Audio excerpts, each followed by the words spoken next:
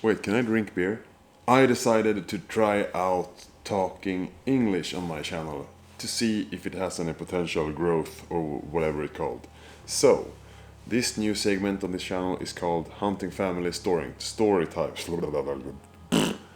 Storytime. So what I'm gonna do is I'm gonna take my old videos that I released years ago, my old hunting videos, and I'm gonna tell the story of that video, story of that hunt in English instead of taking the old video and texting it, because it doesn't get the right feel. So this is me talking, practicing my English or Swinglish, whatever you want to call it. It's not gonna be great. It's gonna be genuine though. So back to 2019, when I started this channel, I wanted to create a community to show that you can hunt with your kids, with your children. That didn't work out. That's way too hard. Either way, I was about 6 months into creating this channel, and my primary game is black grouse and capercallie. And in Sweden we hunt those in a particular manner. We hunt those in what we call toppfågeljakt, during the winter when they are feeding in the top of the trees.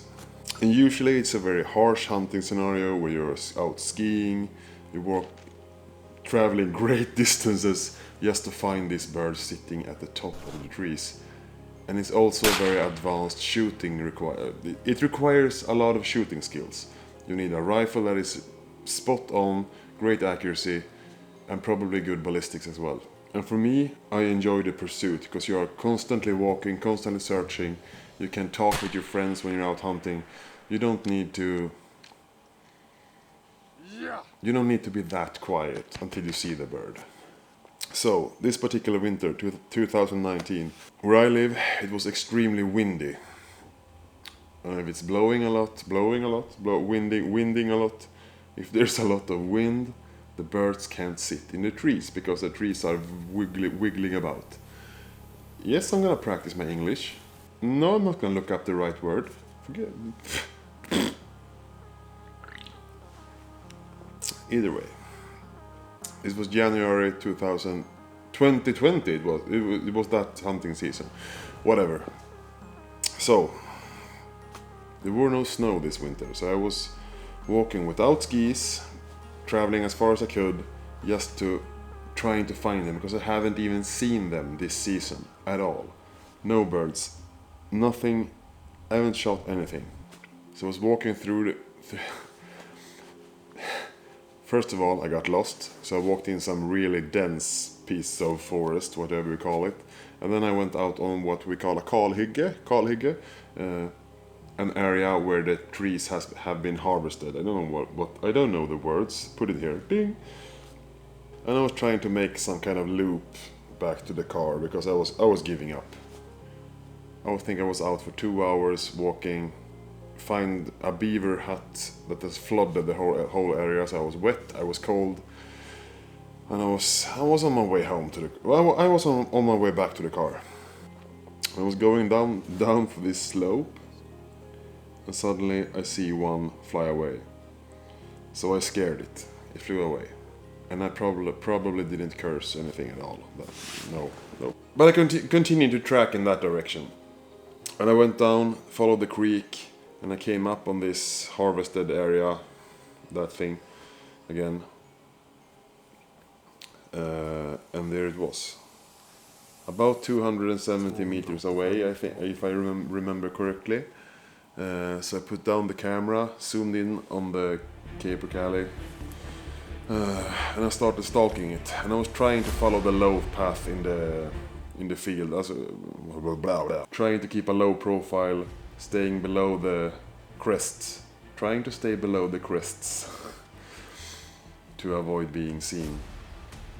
And I think I got to about 200 meters, laid down, crawled around to find a nice suitable shooting position.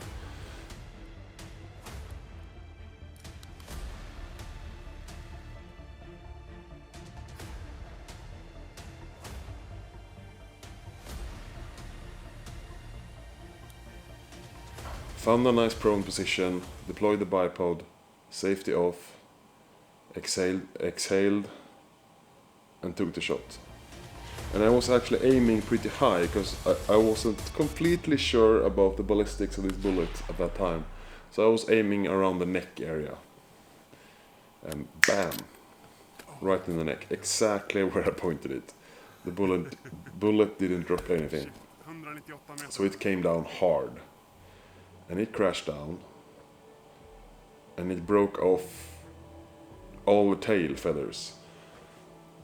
And what you usually use as a trophy on these birds are the tail feathers. You spread them out, spread them out, dry them, and mount them on the wall. Personally, I have never done a single trophy because these videos are my trophies. Those are my memories. That's where I put my time and effort into. I don't have any trophies on my walls. Actually, I was more proud, happy that I successfully filmed a hunt that I could share rather than harvesting a bird.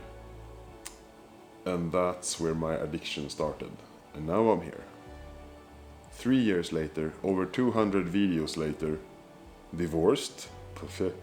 Probably because of that. I don't know. Am I?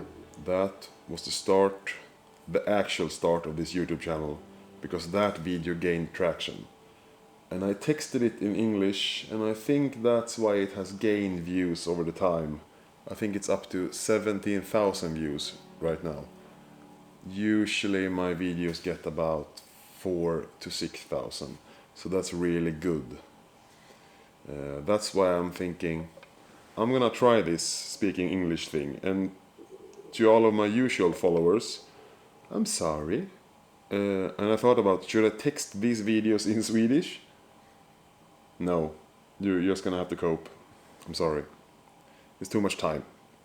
I don't have time. You know what I'm up to. I'm up to surviving and thriving. And this is Hunting Family Storytime. See you next time.